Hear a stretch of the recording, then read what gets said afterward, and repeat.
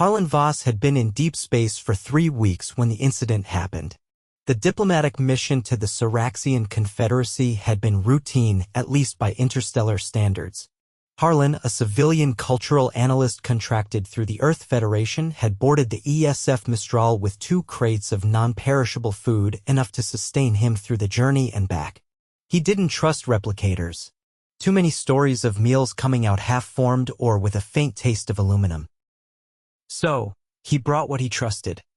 Peanut butter, crackers, a few vacuum-sealed meals, and 8 cans of Steel Bull chili extra spicy. The Mistral docked at the Ciraxian orbital platform without incident. Harlen, a man of lean build in his late 30s with a habit of muttering sarcastic comments under his breath, didn't expect trouble.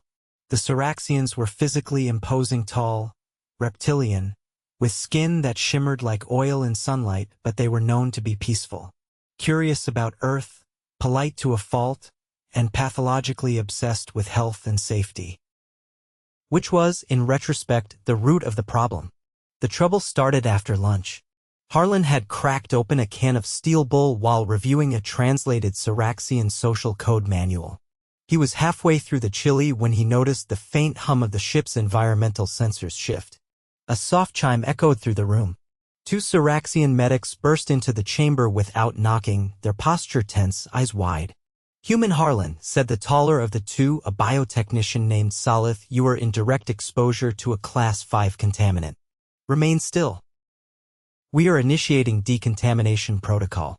Harlen blinked. "What?" The second technician, a female named Kirill, raised a scanning wand the size of a baseball bat. "There is a radiological anomaly centered on your torso. It is increasing in intensity." Harlen looked down at the half-eaten can of chili on the table. "Wait. You're picking up radiation from this?" Salith hissed faintly, then turned his translator up. "It's emitting a level of ionizing particles consistent with active decay. This container is not shielded. How are you not symptomatic?" Harlen pinched the bridge of his nose. "Because it's chili. Canned chili. From Earth." Both aliens froze. Salith leaned in. "You are ingesting it?" "Yeah. With a spoon. Just like this." Harlen scooped another bite and popped it into his mouth. Kirill recoiled. "He consumes active material." "Salith, this may explain the persistent metabolic anomalies we logged earlier." A large containment dome was wheeled into the room within minutes. Harlen was asked firmly but politely to step inside. He protested loudly but was ignored. He spent the next 4 hours under observation while Ciraxian medics debated over the contents of the chili can, which they had sealed in a lead-lined box and sent to their central lab. By the time the Mistral's human captain, Lorna Estrada, got wind of the situation, Harlen had been subjected to a full body scan, blood draw, and what he suspected was a very gentle alien version of a rectal thermometer. "This is ridiculous," Harlen muttered as he sat on the medical bench, wrapped in a silvery thermal sheet. "I told them, it's just canned chili. It's not radioactive, it's just spicy." Captain Estrada, arms folded, stood at the observation window, speaking to Salith. "There's no way this is actual radiation. Our food processing regulations are strict." Salith nodded slowly. "And yet, the readings are consistent. We found isotopic signatures in the substance that mimic radioactive decay. The organics are reacting at a quantum level with our diagnostic equipment. It is, to us, indistinguishable." Harlen sighed. "It's capsaicin. That's the compound that makes it spicy. It's aggressive, yeah, but it's not nuclear." Kirill entered with a tablet. "Preliminary analyses show that the chili contains a variety of synthetic preservatives, high sodium levels, and a compound called maltodextrin. We believe this may cause accelerated cellular agitation in Ciraxian biology." Harlen narrowed his eyes. "You're telling me my lunch is a bioweapon now?" "To us," Salith replied, "yes." Captain Estrada turned. "All right, let's get some clarity. Harlen, how long have you been eating this stuff?" "Since college." "And symptoms?" "Occasional heartburn. Once, I sneezed so hard I fell out of a chair." Kirill stepped forward. "We require to observe a control ingestion. Another can. Under surveillance." "I'm not eating another can just for your science fair." We would compensate. Harlen considered. Can I get a Ciraxian massage out of it? My back's killing me from sitting in this dome. Salith blinked. 1 session. An hour later, Harlen sat at a reinforced table. Another can of steel bull opened in front of him. A camera floated nearby. Kirill and Salith stood behind a transparent panel, data pads in hand. This is absurd, Harlen muttered, but took a bite. 30 seconds in, his eyes watered. Spice reaction beginning, Kirill noted. Tearing, increased respiration. Harlen coughed. It's the ghost peppers. They sneak up on you. Salith spoke into a recorder. Subject remains alive. No visible tissue degradation. Internal temperature rising. I'm fine, Harlen wheezed. Just give me milk. Kirill handed him a sealed pack of Ciraxian hydration gel. He tried it and gagged. Tastes like minty seaweed. It's designed to neutralize internal thermal spikes. I need cow milk, not alien toothpaste. The experiment continued for 15 minutes. Harlen finished the can against better judgment. His stomach groaned in protest. Afterward, he lay curled on a padded bench, groaning softly. Captain Estrada entered. So? Is it radioactive? Salith looked genuinely shaken. No, but it is volatile. We believe the compound's interaction with our sensors triggered false positives. In Ciraxian physiology, this food would be lethal. It's not meant for you. It's meant for hungover grad students and truck drivers. Later that evening, Harlen was cleared to leave the medical dome. He shuffled into his quarters, holding his stomach, and lay down. The next morning, Kirill arrived with a translator drone. We would like to requisition it, Ken, for further study.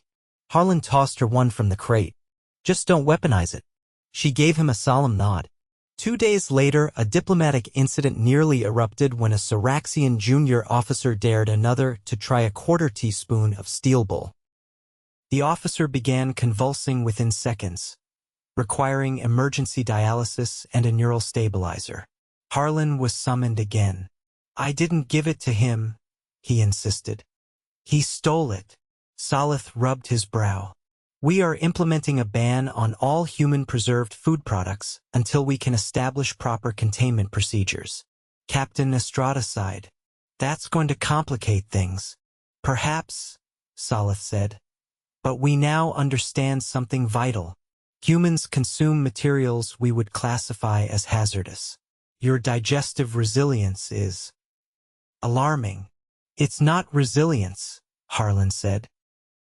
It's desperation and bad life choices. The Ciraxians drafted a formal inquiry to Earth Federation Health requesting a breakdown of all known human preservatives and flavoring agents. Harlen was asked to testify remotely before the Ciraxian Health Council. The hearing was surreal. Diagrams of chili molecules were displayed like crime scene evidence. Harlen, seated with a translator earbud, tried to explain that capsaicin was not a military compound, just a flavor humans enjoyed in masochistic amounts. But why? One council member asked. I don't know, Harlen answered. Because it hurts so good? The council stared in silence. The days that followed were quieter. Harlen resumed his duties, mostly reviewing cultural documents and advising the Ciraxians on human etiquette. He was careful to eat bland food in public. Salith visited him in private. We have isolated the compound responsible for the sensor anomaly. We call it Variant 7. It is harmless to you but triggers false radiation alarms in our ships. You're welcome.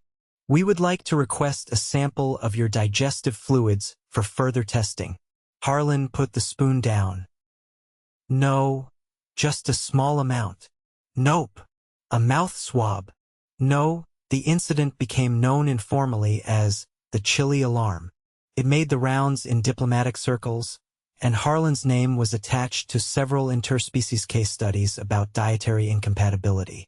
When Harlen finally returned to Earth, he stepped off the shuttle onto the tarmac at Houston Orbital Terminal, carrying a single suitcase. A customs agent scanned his ID and paused. Harlen Voss? You're the chili guy. Harlen sighed. Yeah. The agent grinned.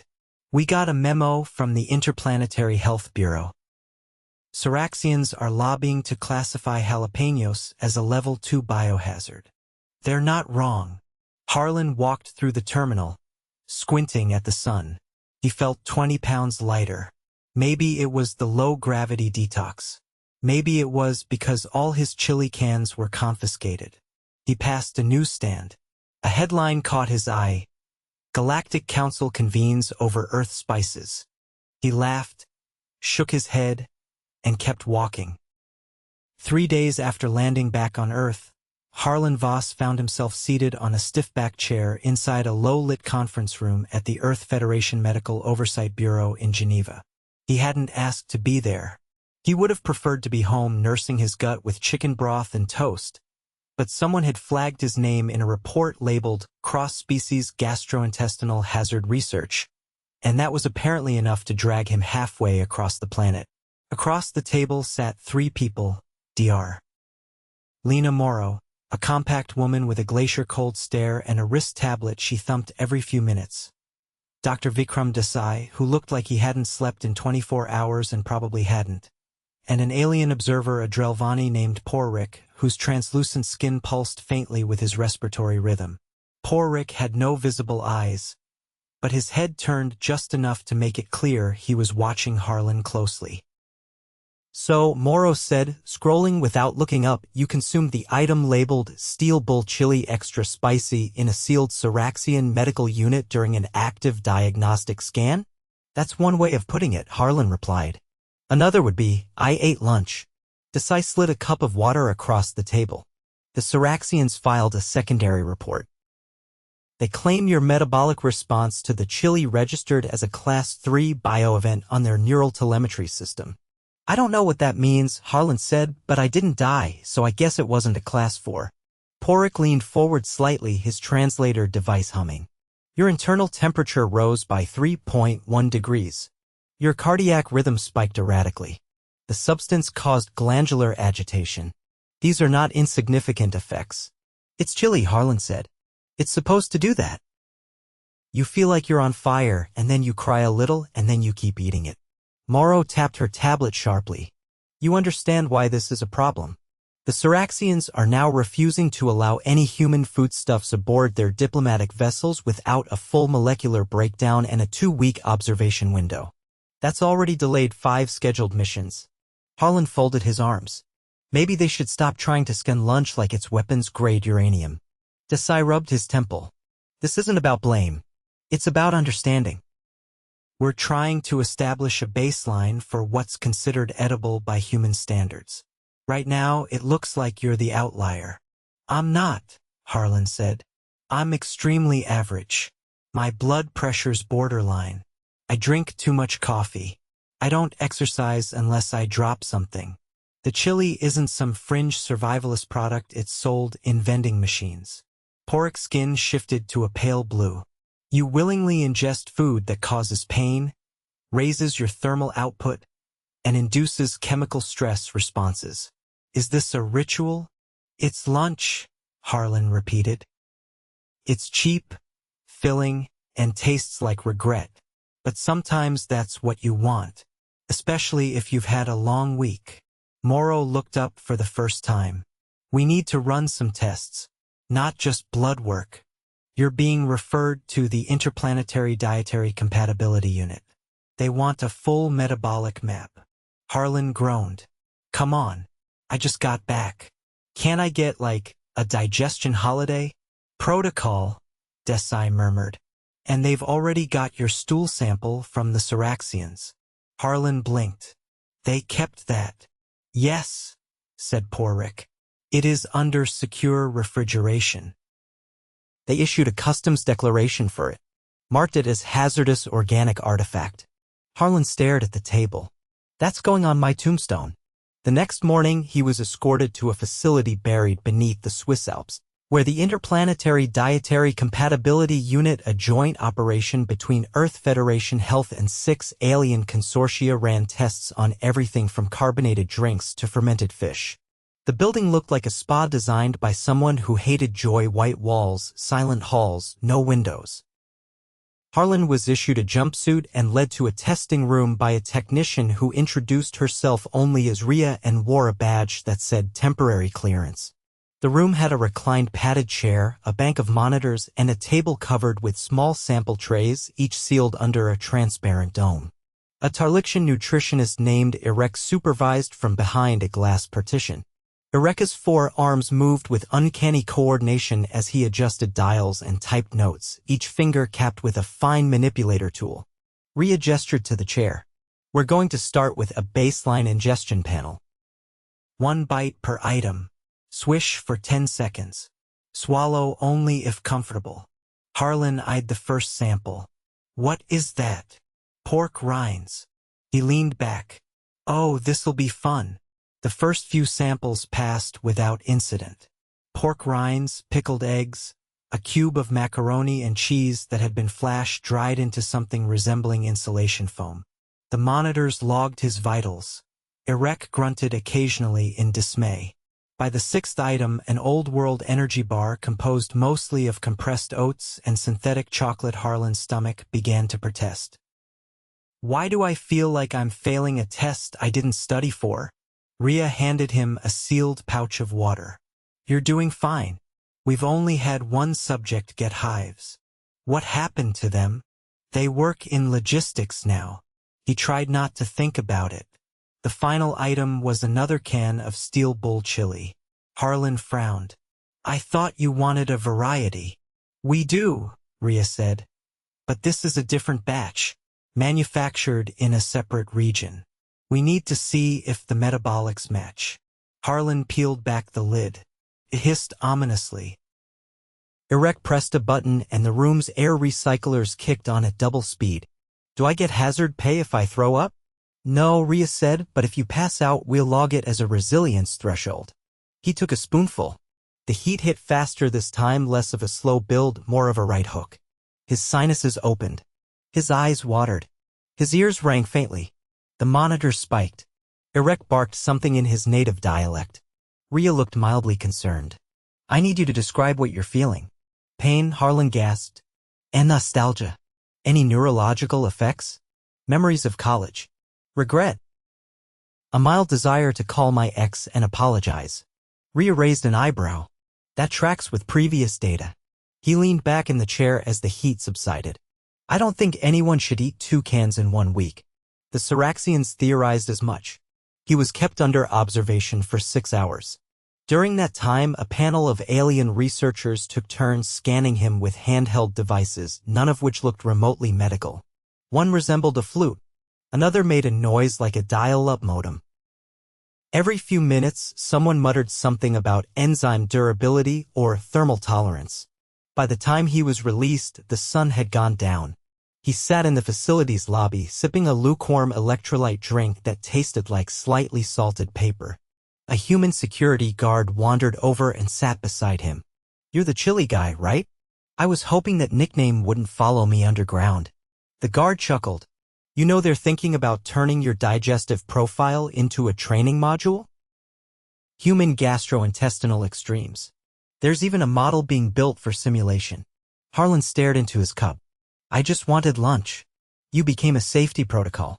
That's not bad for a civilian. Before Harlen could reply, Porik appeared at the corridor entrance, his translator chirping softly. The council requests your presence again. Your data has raised further questions. Harlen stood slowly. Can I at least get a sandwich first? No, said Porik. We must isolate your system. But you may chew on this. He held out what looked like a dried grass square. Harlen took it reluctantly. What is it? Dehydrated root from Goran vines. It stabilizes human gut flora. Tastes neutral. He chewed. Tasted like carpet. As they walked deeper into the complex, past rooms filled with humming machines and silent scientists, Harlen realized there was no going back. He wasn't just a guy who ate questionable food anymore. He was a data point, a case study, possibly a new classification on interspecies hazard charts. And somehow, despite the cramps, the tests, the endless questions, he felt kind of proud. Not because he'd done anything heroic, but because, For better or worse, humanity had once again managed to confuse the galaxy simply by being itself. Harlen sat upright on the padded recliner as two elongated shadows slid across the frosted glass. The door hissed open. Erek ducked inside first, carrying a cylindrical container with a faintly glowing lid. Behind him, a new alien entered shorter, with a pearlescent carapace and ringed eyes that blinked vertically. It wore a belt hung with silver vials and syringes arranged like a jeweler's toolkit. "This is Tvini," said Erek, setting the container on a raised platform beside Harlen. "Clinical biochemist. Specializes in cross-species metabolite mapping." Tvini inclined its head. "Your gastrointestinal system is structurally inefficient, but admirably stubborn." Harlen gave a dry cough. "Thanks, I think. We must test your response to indirect exposure," Tvini continued. "That is what happens when you are near food like the chili, but not consuming it. The Ciraxians believe your presence alone destabilized their equipment." "No offense," Harlen said, "but that sounds like superstition." Erek tapped a panel and a transparent dome lifted from the container. A gentle plume of warm air escaped. Harlen didn't need to be told what it was. He could smell the familiar tang of over-seasoned meat and desperation. "Ambient dispersal," Erek explained. "We've calculated the diffusion radius to remain within safety margins. No contact, just vapor phase exposure." "Is this the part where I start glowing?" Harlen asked. Tvini tilted its head. "Unlikely, but you may experience mild physiological arousal." "Define mild." Erek checked the monitor. "Elevated pulse. Salivation. Possible gastric anticipation." "Great," Harlen said. "So I get hungry." "Correct." They stood back. The scent thickened in the room, heavy with overcooked beans and synthetic cumin. Harlen's stomach gave a reluctant groan. "Any discomfort?" Tvini asked, watching his abdomen through a scanning lens. "No more than I'd get walking past a taco truck." "Neurological signals are triggering olfactory memory pathways," Erek said. "But no hazardous emissions. The Ciraxians may have misread localized heat from your digestive activity as radiation." "You mean I smelled like danger?" "More accurately," said Tvini, "your digestion produced volatile aerosols that interfered with thermal sensors." Harlen pinched the bridge of his nose. "So my burps were setting off their alarms." "Possibly." The session lasted another hour. They measured his breath temperature, skin conductivity, and even the trace chemicals exhaled through his nose. At one point, Tvini had him hold a translucent balloon in his mouth and breathe deeply for 60 seconds. When they'd finished, Erek sealed the container and powered down the monitors. Harlen leaned back, eyes closed. "Are we done?" "Almost," said Tvini. "One final step. You must ingest a neutral stabilizer." Rhea, now watching from a side console, stepped forward holding a small cup of gelatinous blue fluid. "What's in it?" Harlen asked. "Water, protein scaffolds, and biocompatible starch. Flavorless. It binds residual compounds in your gut." Harlen downed it. It tasted exactly like silence. 20 minutes later, he was cleared to leave. Rhea handed him a plain envelope. "Exit codes and official release. You'll be escorted to the surface." "I feel like I should get a certificate," Harlen muttered. "You'd be surprised how many ask for one." He was led through an elevator shaft that rose without a sound. When the doors opened, he stepped into a glass corridor overlooking a glacier. The sky was a pale gray and snow fell softly. A transport pod waited at the end of the hallway. Inside, he found Porik seated already, staring at nothing. "We have concluded the investigation," said Porik after the pod began to move. "Let me guess." "I'm contagious." "Incorrect. You are statistically anomalous." "That's just a nice way of saying weird." "It is a precise way of saying difficult to categorize." The pod hummed along its rail, snow blanketing the world outside. "You know," Harlen said, "I didn't even like the chili that much. I just had a bunch of it left. It's not like I set out to poison anyone." "We understand that now," Porik said. "The Ciraxians have retracted their initial hazard alert. They will implement sensor recalibrations for human dietary byproducts. So no more quarantines? No more. But they have requested training modules to help their officers recognize human food patterns. Harlen shook his head. You're going to need more modules than you have memory for. Have you seen what we eat for breakfast? Porik gave no reply. Back at the Geneva terminal, Harlen was given a plain duffel bag and a voucher for transit back to Houston. He sat in the departure lounge, sipping hot tea and staring at nothing in particular. A young maintenance worker passed by, pushing a cart loaded with tools. He paused, squinting. You're that guy from the report. Chilly incident, right? Harlen sighed. Yeah. My cousin works in orbital customs, the worker said. Said they had to install a separate scanner setting just for Earth canned goods now. Calls it the Harlen filter. Harlen stared at him. You're kidding. The worker grinned and pushed the cart along. By the time Harlen boarded the shuttle, he was too tired to think. He leaned back in the seat, let the inertia gel cradle his muscles, and closed his eyes. He arrived in Houston the next afternoon. The air was warmer, thick with humidity and the scent of concrete baking under the sun. He took a slow breath. No scans. No alarms. No aliens with clipboards. The moment he unlocked his apartment door, he kicked off his shoes and collapsed onto the couch. The silence was glorious. He opened the fridge. Completely empty. After a moment's hesitation, he opened the pantry. One last can of steel bull sat tucked behind a jar of instant coffee. He stared at it for a long time.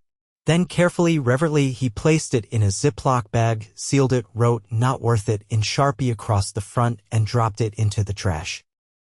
3 days later, a small envelope arrived from the Federation. Inside was a laminated card. Certified Human Digestive Variant Class G12. Subject: Harlen Voss. Dietary effects: non-standard. Clearance: extended. He pinned it to the fridge, just above a magnet shaped like the moon. Later that evening, he made a grilled cheese sandwich and a cup of tomato soup. No alarms went off. No one showed up in a biosuit.